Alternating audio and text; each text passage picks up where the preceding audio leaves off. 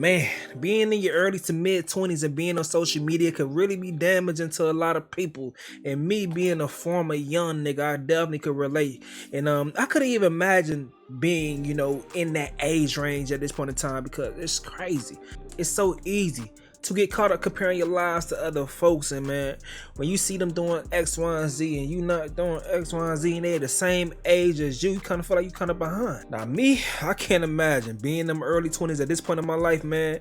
Listen, this dude's out here at that age popping bottles in the club, wearing crazy jewelry, big Cubans, big bracelets, Trackhawks, Hellcats, and they on vacation every other week. This shit is crazy as hell. So I understand how that plays on the mind of some young folks get caught up trying to keep up with the Jones. But the thing about it is, when you're at that age range, early 20s, and you may have a decent job that you can go ahead and, go on trips and stuff like that, but probably your friends, they not able to do the same damn thing.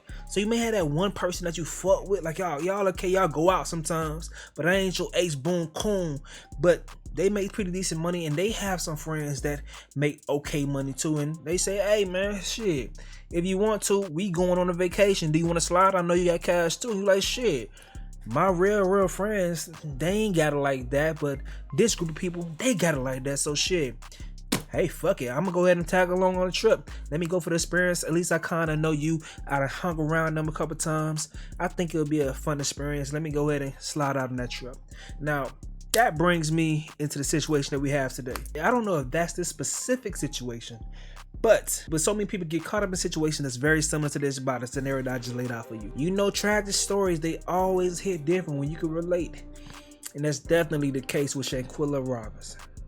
Let's get to it. Shanquella was a 25-year-old woman from Charlotte, North Carolina. She went on a trip with her supposed friends to Cabo, Mexico, and within less than 24 hours, she was pronounced dead. Her friends ended their trip a day short and then came back from Mexico, leaving Shanquella's body behind for due processing. Their friends reported to Shanquella's mother that the cause of her death was due to alcohol poisoning. Initially, law enforcement disclosed that there wasn't any foul play involved in her passing, but reports soon after indicate that the cause of her death was due to injuries that could only come as a result from being beaten. Shanquella's mother said that she never believed the friends' stories because each of their accounts were different. So the question remained, what happened to cause this girl to be harmed to this degree with spinal injuries that ended her life? Mysteriously, on Tuesday, footage from a horrific incident surfaced online. It was a video of Shanquella undressed in the bedroom being viciously assaulted by her friend Dejanay Jackson, as others recorded and FaceTimed the friends to give them an exclusive look and urged Shanquella to fight back. In the video, you hear her refusing by saying no, and then being flung to the ground in a twisted motion that could have possibly damaged her neck, and she landed on her buttocks flat on the floor. As she sat in a daze, Dejanay continued to deliver punishing blows to her head, including a kick, which could have also caused the fatal injuries. It's unclear who was the men in the room that were encouraging Quella to fight back, but it's either one of these two cowards, Malik Dyer or Khalil Cook. Khalil Cook is supposedly Quella's best friend. Including Dejanay, there are also two women in the room at the time as well, Winter Donovan and Elise Hyatt. One of the ladies can be seen on FaceTime recording the fight. Now the mystery remains, what led to this footage finally being leaked? It can be due to a guilty conscience, or someone sent this footage out not knowing that it will be hard evidence for a red rum case, as Shanquella will eventually lose her life. As of now, the only person who attended this trip that has spoke out the most is Nazir Wiggins, who provided detailed information that he arrived after the fight happened. He alleges that he was told the same lie that Shanquella's mother was told, that she was suffering from alcohol poisoning. When he made it to the villa, she was unresponsive. Thinking that it was a bad hangover, he tried to encourage Quella to no avail. Eventually, a nurse came to treat her, and she later succumbed to her injuries. My taxi driver, it took us an hour to get to the villa because there was traffic. I don't know why. So I got to the villa around 3:26. I instantly, as soon as I go in there, I go to Quella. Quella didn't leave my side, none of that, till the nurse came. To hear more of his IG Live, I'll post it in a separate video, and it will be linked once that's available. Now, as I was editing the video, some new rumors have emerged. This comes from the North Carolina Beat, but they're saying that sources close to one girl who was on a trip in Mexico with 25-year-old Shanquella Robinson, who was now deceased, told the North Carolina Beat that Shanquella was also allegedly grabbed by the neck and slammed to the ground by Winter Donovan, the girl in the now viral video to the right recording with her phone. The source says, from what I hear, there's another video and it shows a light-skinned girl who I'm presuming is Winter with her hands around Shanquella's neck and slamming her on the ground. The source said, after Winter slammed her on the ground, Shanquella does not move anymore. This is all alleged, coming from the North Carolina Beat. Now, as of now, the FBI has intervened, and we will see where things go from this point. I'll keep you guys updated. Everything else that I'm going to say in this video came before I found out about this rumor that I just heard about Winter Donovan. My thoughts on the situation, man. These ain't friends. These ain't friends. And them dudes, boy, y'all some whack-ass, lame-ass niggas for letting that shit even go down in the first place.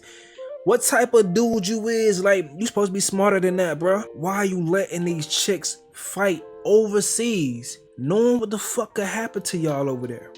Now, all of y'all, you are a part of a murder abroad. All because you're cowards.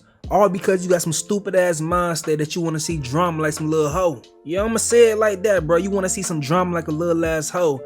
Now you in a situation. The girl right there, and I don't know who was filming the video, but whoever was filming, telling the girl Quilla at least fight, and the girl yell, "No, I don't want to fight." Bro, at that point in time, step in. At a point in time, step in. It shouldn't even got to that point, but since that's what we sing, that's what we rocking with. Since it got to that point, you step in at the point in time, you be the man to demand what's going on in the room. You the dude on the scene. Why y'all even want that type of drama going on in the first place? Y'all dudes are different. You're spineless. Who the fuck? You're spineless, bro. And the fact that this woman, somehow, it was relayed that this guy's her best friend, the Khalil Cook dude.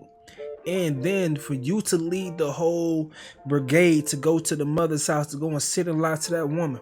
Now, when I first seen this whole thing pop up, everyone was upset because they left it behind. That's due processing. They probably ain't got the bad to stay over for that long, so I get that. But the thing about it is the lies that they came back with. But the real person that should get all the blame is the person that we see that seems like she the one who deleted this girl. Dejanay. I don't know what led to that fight. I don't know what caused it. I don't know. But at some point in time, you gotta ask in the decorum. What the fuck is your decorum? Why is you 2,000 miles away fighting? Who raised you? Who raised you? You supposed to be on a trip to enjoy your life, experience things. Why are you fucking fighting, throwing hands? And then what do you gain from that when the woman clearly doesn't want to fight back? What do you gain from that? You're fucking bullying. You deserve every amount of accountability that you're gonna receive. Every bit of that shit. I don't know if this shit was caused from jealousy or what. It doesn't matter. It shouldn't have happened. It shouldn't have happened. You're stupid. And whatever you got coming is worth it. For you out there that's watching this video, listen. Think about who you want to go thousands of miles away with. Away from your family, away from your close loved ones. Think about that hard before you want to be eager to jump on any flight with a group of whomever. Think about that, because you trust these people with your life on the line. Have you ever been in some real conflicts with these people? You feel me?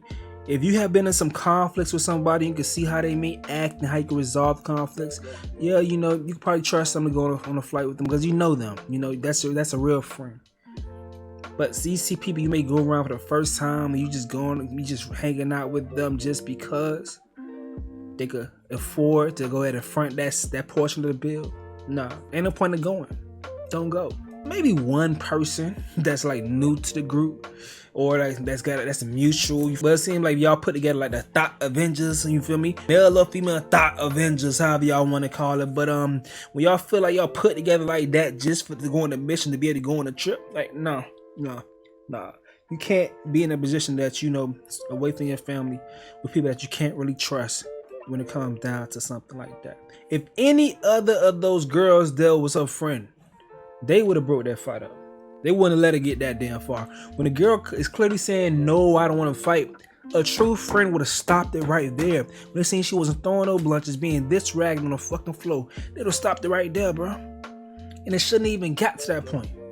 Cause the whole ass niggas in the room should have broke that shit up from the point blank period, bro. From the get go. I don't want to shame LGBT people, but a lot of dudes that's in the LGBT, they be messy and they be liking drama and they be living for that shit just like they wanted the girls, bro. Maybe that's the situation. Y'all living for the drama just like y'all wanted the women, man. Maybe that's the situation right there why they let that shit slide like that. But that shit ain't cool. Everyone that was there during the time of that fight needs to be prosecuted. As of now, the Narcia Wiggins dude, it seems like all his receipts make sense as far as him not being there at the time of the fight.